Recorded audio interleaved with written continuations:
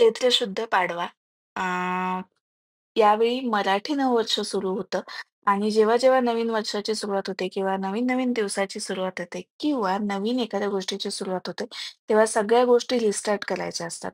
म्हणजे जे काही गोल्स आहेत, जी काही स्वप्न आहेत, ती पूर्ण करण्यासाठी जे प्रयत्न करायचे ते नव्याने सुरू करायचे असतात. त्यामुळे कॅलेंडरप्रमाणे जेव्हा एक वर्ष सुरू झालं नवीन 2025 तेव्हा मी असं गोल ठेवलं होतं, की मला YouTubeमध्ये जास्तीत जास्त व्हिडिओ बनवायचे आणि जास्तीत जास्त तुम्हाला भेटायचंय, नवनवीन ट्युटोरियल्स करायचेत. पण ते थोडं शांत पडलं. पण जेव्हा स्वप्न आपल्याला पाहायचंय, ते पूर्ण करायचं, तर जेव्हा वाटेल तेव्हा नवीन स्टार्ट करायची असते, नवीन सुरुवात करायची असते. तशीच मी आजपासून परत करतीये. पुन्हा एकदा आपल्या YouTube चॅनलला सुरुवात करतीये आणि हा मेकअप लूक खास तुमच्यासाठी. खूप कमी वेळेत होणारा, पण खूप वेळ टिकणारा असा हा मेकअप लूक आहे. त्यामुळे व्हिडिओ शेवटपर्यंत पाहत राहा. इथे ब्लर दिसतंय तुम्हाला कारण माझा कॅमेरा थोडासा गडला होता आणि माझं लक्ष नव्हतं. पण आत्ता मी सुरुवात केलेली आहे मेकअपला. सर्वात आधी मी चेहरा स्वच्छ धुवून घेतला आणि मग त्यानंतर मॉइश्चरायझर लावलं Niveaचं आणि मग नंतर प्रायमर मी वापरले. हे जे प्रायमर आहे ते एल्फचं प्रायमर आहे. ते खूप लाँग लास्टिंग ग्रिप द्यायला मदत करतं. त्यानंतर मी आत्ता कन्सिलर यूज करतीये. हे जे कन्सिलर आहे टू फेसचं वॉर्म बेज नावाचं आहे. हे मी वापरतीये माझे जे पिगमेंटेशन आहे ते थोडंसं कव्हर करण्यासाठी.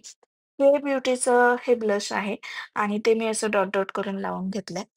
ब्लश जर तुम्हाला हनुवटीवरती आणि नाकावरती लावायचं नसेल, तर पूर्णपणे ऑप्शनल आहे. त्यानंतर हे व्यवस्थित ब्लेंड करून घ्यायचं. ब्लेंड करताना सर्वात आधी ब्लश ब्लेंड करायचं आणि मग त्यानंतर जे कन्सिलर यूज केलं ते तुम्हाला ब्लेंड करून घ्यायचंय. जर उन्हाळ्यामध्ये, गरमीमध्ये मेकअप खूप जास्त काळ टिकावा किंवा खूप जास्त त्याचं ग्रिप राहावी असं तुम्हाला वाटत असेल, तर पहिली स्टेप तर ही आहे, की तुम्हाला चांगलं प्रायमर यूज करायचंय. त्यानंतर खूप कमी प्रॉडक्ट तुम्हाला यूज करायचंय. जेवढे कमी प्रॉडक्ट तुम्ही यूज कराल, तेवढं लेयर अप जास्त होणार नाही आणि पॅची होणार नाही आणि घामामुळे ते हलणार नाही किंवा निघणार नाही. त्यामुळे मी फक्त कन्सिलर आणि ब्लश लावलंय.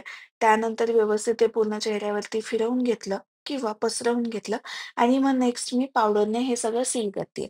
मेकअप लाँग लास्ट होण्यामध्ये तिसरी जी स्टेप आहे ती आहे पावडर लॉकिंग. पावडर लॉकिंग करण्यासाठी तुम्ही कॉम्पॅक्टचा यूज करू शकता किंवा तुमच्याकडे जी काही ट्रान्सलुसंट पावडर असेल ती तुम्ही यूज करू शकता.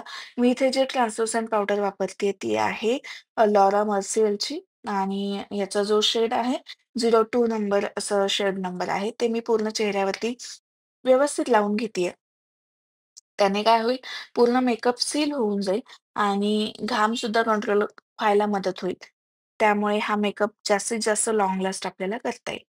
यानंतरच्या स्टेपमध्ये मी यूज करणार आहे ब्रॉन्झर आणि लोअर लॅश लाईनला लावते.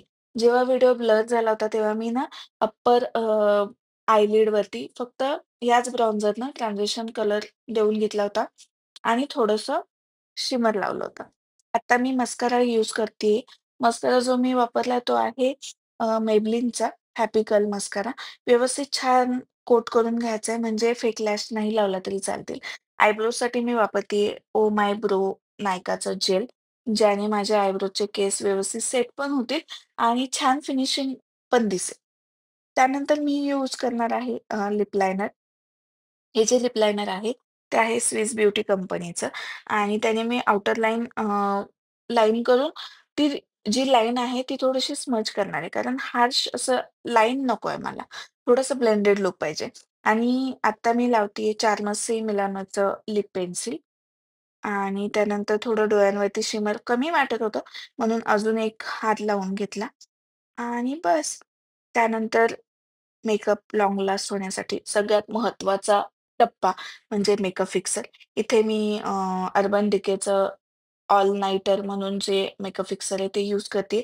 व्यवस्थित खूप चांगल्या प्रकारे, चांगल्या अमाउंटमध्ये मी ते लावून घेतलंय आणि त्यानंतर मी हवा घालून हे थोडंसं सुकवून घेते कारण पटपट आवरायचं होतं. खूप कमी वेळेत आपल्याला मेकअप करायचा आहे आणि मग त्याच्यानंतर थोडंसं आयब्रो बोनवरती हायलायटर, इनर कॉर्नरला हायलायटर आणि बस.